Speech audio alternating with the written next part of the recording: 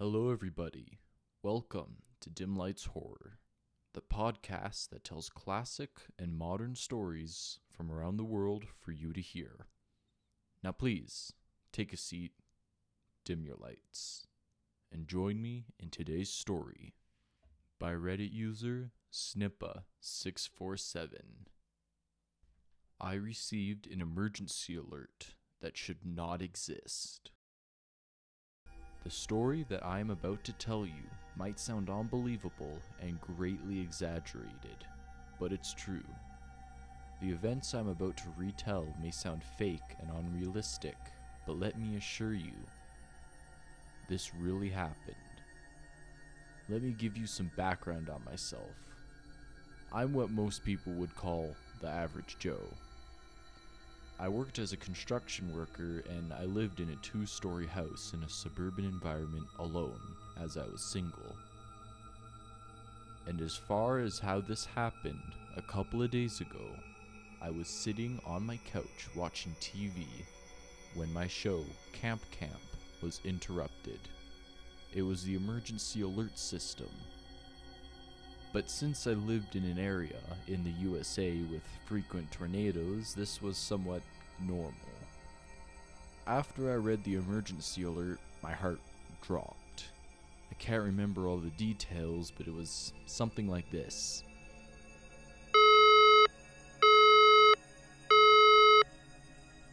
Emergency alert system.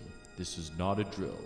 The United States Civil Defense has issued the following message. At 6 a.m. Standard Time, a non-disclosed entity surfaced from the North Pacific Ocean. It is believed to be extremely hostile towards humans. Until further notice, follow these instructions.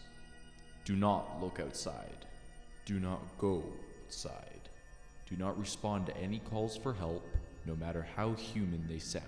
Cover all the windows and secure any entrance points. If you own a firearm, keep it with you at all times. Enclose yourself in an area with minimal entry points. If the experiment breaches your home, exit the building immediately. Do not call anyone and do not accept any phone calls you receive. Wait for further instructions. The TV turned off. I was in a state of confusion, fear, and panic.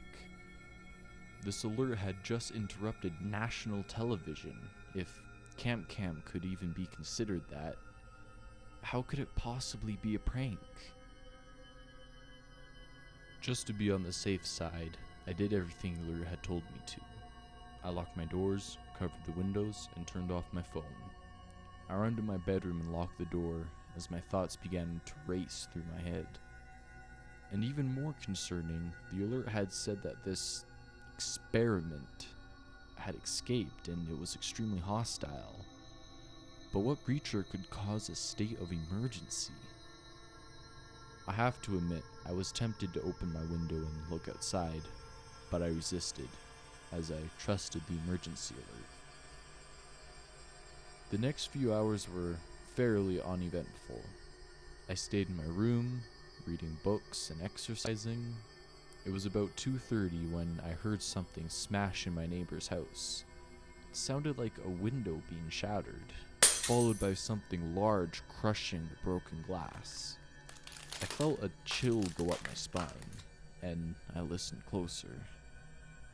Then I heard the most unpleasant and gut-wrenching sound I could possibly hear. A scream. It sounded like a woman was screaming, but not because of pain, because of fear. I couldn't hold myself back any longer, and I stood up and grabbed my curtains, but at the exact same moment I remembered something. The emergency alert had specifically said not to look outside. I didn't want to risk it, so I slowly backed away from my window. But the screams continued, and at one point, they stopped. They just stopped. It was as if the screams were suddenly silenced, cut off, the source killed. I could only think about what made that person scream. Some creature was out there, and that unlucky person must have seen it. No, no, no. It didn't move like a car or something. The thing moved slowly, as if it were dragging itself across the road. Without warning, all the sounds of movement stopped. This brought panic to me. Why would the creature all of a sudden stop? Suddenly, the sounds returned, and it sounded like the creature was moving in my direction. In my direction. Oh crap. Oh hell no, God help me. This was the last straw. I had to see what was outside. I stood up and walked towards the window, alarm bells ringing in my head. I grabbed the curtains, feeling the worst anxiety I've ever experienced, and I pulled them back. There's no rational explanation for what I saw next. There simply isn't. What I saw was what I saw. What I saw traumatized me for life, and I'll remember it until the day I die. This thing was dragging itself down the road. It was this black mass of rotting flesh. It had grotesque features. The eyes were green, round, and black, massively out of proportion. Long, glistening tentacles and tendrils protruded from the skin of the creature. Each of the tentacles ended in sharp points, and some even had mouths on the tips of the tentacles. There were lots of small holes and wound-like orifices all over the creature, opening and closing as it breathed. Long veins pulsated across the creature's body. The creature was about the size of a school bus. I immediately ducked down, and that's when the smell hit me. The creature smelled like rotting flesh and decay. The smell was nauseating, and it took all my willpower not to gag or vomit. Immediately, I shut the window and I closed the curtains. I didn't think that the creature had seen me, so at least I didn't have to worry about that. Just as I was calming myself down, I heard something shouting outside. "Help! Help!" The voice yelled. I scrambled towards the window, but then I stopped. The emergency alert had said not to respond to any calls for help, no matter how human they sound. God, no. What is this?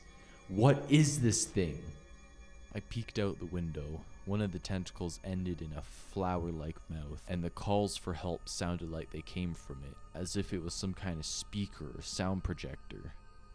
What? This creature. It couldn't possibly be normal. I watched the creature as if it smashed the roof of the small house. One of its tendrils snaked through the house, and the tendril returned with a big estate. The creature dropped the stake into one of its mouths, and the creature grew in size. Yes, it grew. It only grew a foot longer, but nonetheless, it visibly grew in size. I leaned back in my chair, and it fell over. Oh crap, oh crap, oh crap. The chair fell over with a loud crash, and I heard the creature stop moving. I looked outside, and the creature's many eyes looked directly at me.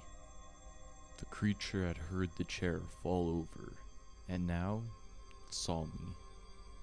And to this very day, I cannot describe the fear and panic I felt at that moment. I locked my bedroom door. I had seen the creature easily rip the roof off of a house, so I didn't think locking my door would do much to protect myself. I heard the creature slowly drag itself towards my house, and one of its tentacles started to snake towards my window.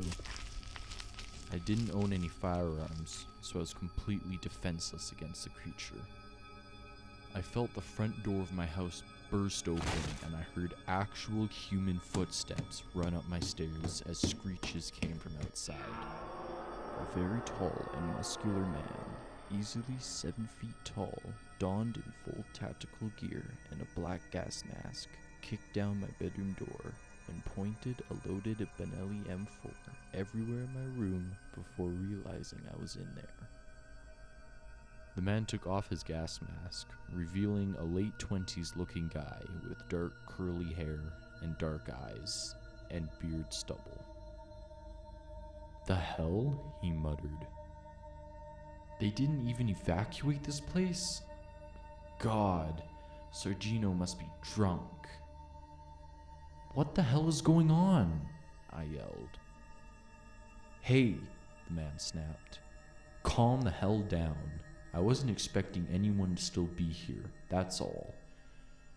I need to get a better vantage point. We need to get out of here, and I have to kill this thing.